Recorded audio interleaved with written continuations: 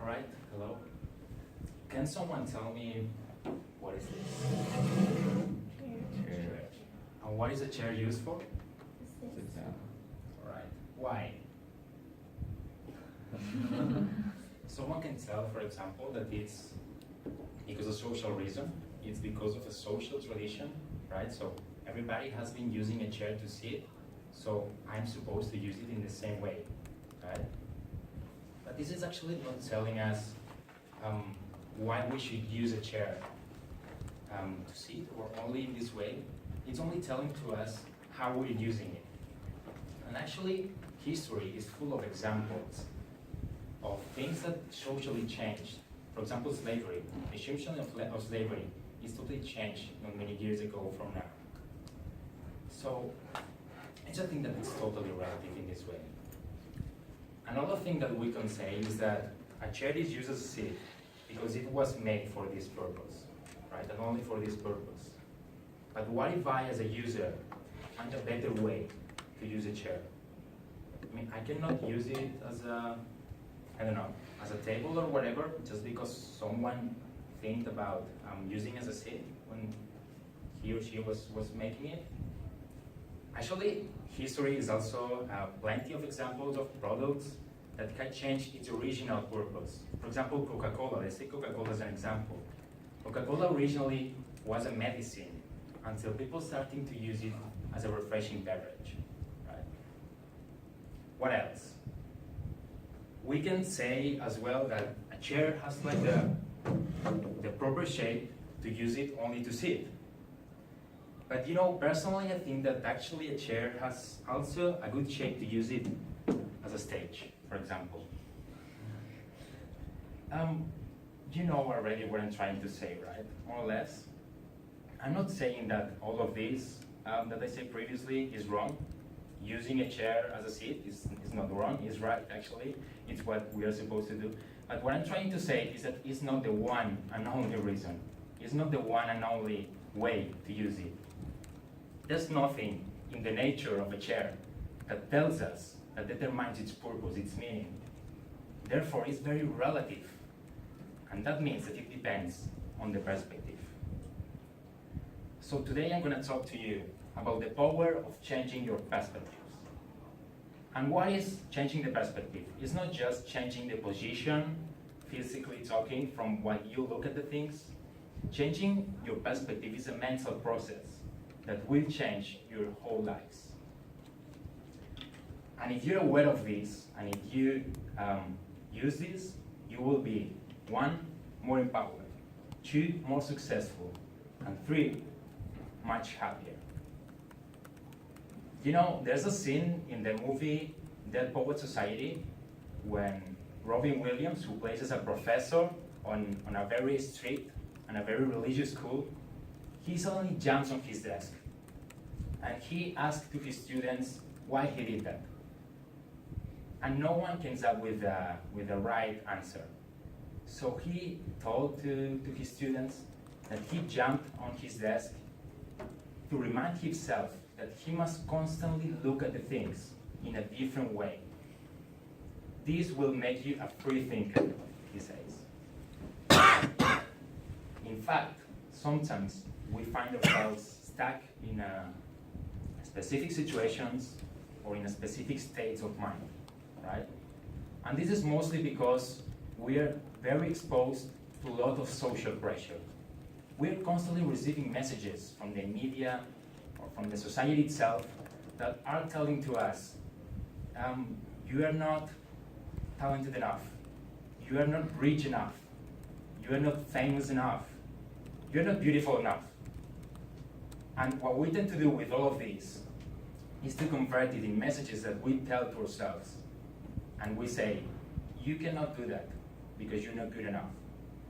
This is what in psychology is called the negativity cycle. And when this negativity cycle is combined with the rush in what we live our daily lives, it results into anxiety, stress, or depression. So you don't want to be in this negativity cycle. But I reckon that you may know what I'm talking about already. I think that you have already, most of you have experienced these kind of situations at some point in your lives, right? Mostly when you are right now in the middle of the finals and this period. So how to get out of this negativity cycle? By changing your perspective. Actually, there's an investigation conducted by the University College of London which concluded that changing your perspective, which they called technically as the relatively cognitive distance by third person, but we're just gonna call it cognitive distance to make it easy. So they concluded that using cognitive distance as a mental technique, it has a very significant impact in regulating your emotions, and also it avoids these psychological disorders, what we call anxiety, stress, or depression, for instance. And this is partly because of a chemical process that it happens in our brain. When we suffer these psychological disorders, we experience these kind of feelings, stress, and anxiety, and so on. And this is because it gets activated in our body, an hormone, which is called cortisol. And cortisol is what causes all of these feelings. So what happens when we activate the cognitive distance? First of all, the levels of cortisols get low in a very significant levels. And after this, it's been activated another hormone which is called dopamine. Dopamine is the hormone which is in charge of makes us feel good. It's the same hormone that we experience when we do exercise, when we eat chocolate, when we have sex, or when we consume cocaine, which is not the case, but it's in different levels as well. Well, I want to picture all of this that I'm trying to explain in psychological and scientific terms in a personal experience. When I finished my high school, it wasn't that time ago. When I finished my high school, it was more or less this period in this age. I had to decide what degree I wanted to do in my university. I had a very clear idea that I wanted to be a journalist. I mean, I found this job of being a journalist fascinating. To me, it was a combination of adventure and culture. So I expected that the classes that I wanted to attend in the university will be very fun, very interesting, and very practical. But in the end, the hard reality was more or less like this. The classes were so boring, and I found the classes so useless. And all of them were very theoretical. I mean, I took 4 courses about economy, and only one about how to use a camera and how to speak in front of a camera. This is actually kind of funny when I'm explaining this in this way, but it was, at that time, it was very sad for me. I found myself lost in my life. I didn't want to be a journalist anymore. And I felt this feeling of disappointment overall of my professional career and my future because of my university. And that draws me into a state of depression. So after the first semester of the 3rd year of my university, I decided to change. And actually what I did is to take a break of my university, and I spent all my savings into a trip to Cambodia. So yeah, here's me in a landscape in Cambodia. And actually Cambodia changed my whole life, because there I learned one of the most valuable lessons that I could learn in my whole life. I've been visiting a very small and a very poor village in the middle of nowhere in Cambodia, and it was very interesting. I mean, I was discovering how the people live there, and I realized that people there have so many problems in their daily lives. They are not just poor, they suffer from struggle all the time. They suffer from alcohol addiction, from drug addiction, and so on. But there's a very interesting project which is conducted by it's run by an NGO, which is about building a school for the kids that live there, and it's very interesting. And their labor basically is to teach the students some English and try to transmit some values that they can give a better future in their lives. So what I learned in that experience visiting that school, it was the most valuable lesson. What it shocked me the most, it was the way how the kids went to school every day with a smile in their faces. They were so happy, and they felt so thankful to have the possibility to go to school every day. It was like a gift for them. And at that point, it was like the opposite of my situation. So that, it was a thing that changed my whole perspective. I learned how to appreciate the most the situation that I have, the privileged situation that I have. So in the end, my trip to Cambodia came to an end, and I had to come back home. And guess what? I continued studying journalism in the same university. But the things weren't the same anymore. And I felt myself more motivated. Oh, this is me still in Cambodia. I felt myself more motivated, and I felt myself more focused in my future and in my degree, in my university life. And I wanted to be a journalist again. I actually focused more in appreciating the good things that I could experience, I could take from my classes, rather than just focusing the bad things, and could take the more from that experience. So in the end, I spent the best 2 years in my university after Cambodia. This is me enjoying the job of being a journalist. So overall, there was a point in my life where I was feeling bad. I decided to change. I changed my perspective, and after that, my life became much better. I don't want you to say that you have to change. The only way to change your perspective is to do a trip, to go far away from home. There's many ways to do this. And it's not only about your academical, your personal, neither your social life. What if you're a woman and you're not feeling respected in your society, neither in your family? What if you are homosexual and you're afraid to say it loud?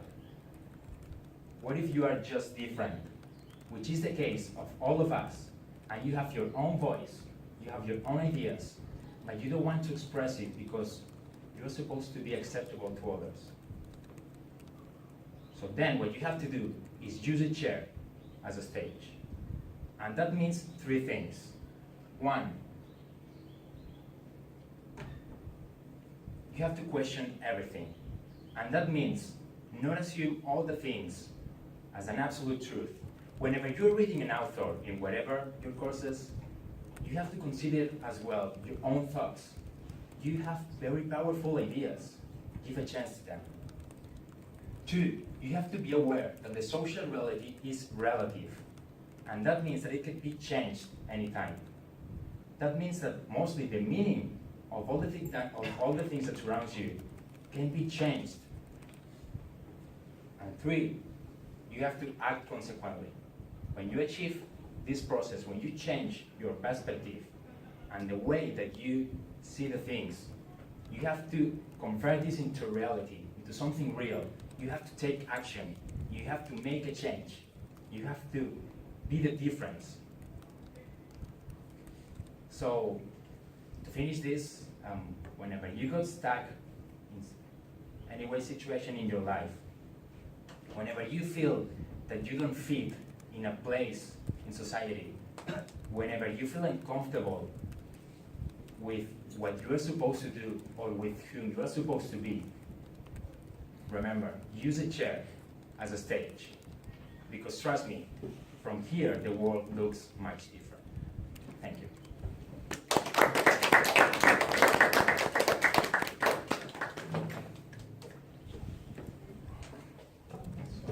If you have any questions, feel free to ask.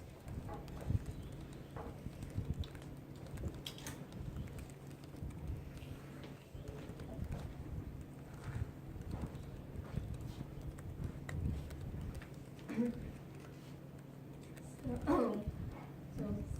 when you use a chair as stage, some people may blame you as that you use it in the wrong way. And how can we overcome fear of get blamed? Yeah, actually, it's what it's all. It's a mental process. You have to be aware that everything that is surrounding you is relative. It's not an assumption, and you have Yeah, the thing is that you don't want to be rejected socially. All of us, we don't want to be rejected. But sometimes we have to be aware that we have so much power in ourselves. Our voice is very powerful. And many times, people are afraid just to express themselves because the fear of not being accepted in the society, in the community, in their family, in their circle of friends, whatever. And this is a thing that you have to overcome. And a very good way to overcome this, I think that is the most powerful way, is to change your perspective about how is all these circles, all this community, and to be aware that they are not in the truth. Maybe you neither, but you both are not in the truth, so you can be right in the same way.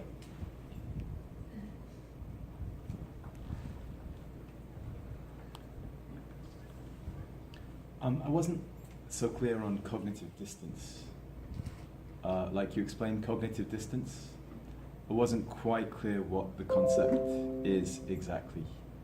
Can you tell us a little bit more about it? Yeah, it's used in a research, and it's actually called cognitive distance by using a kind of technique which is called the third person. It has this complicated name, this complicated term, and it's mostly about a mental process about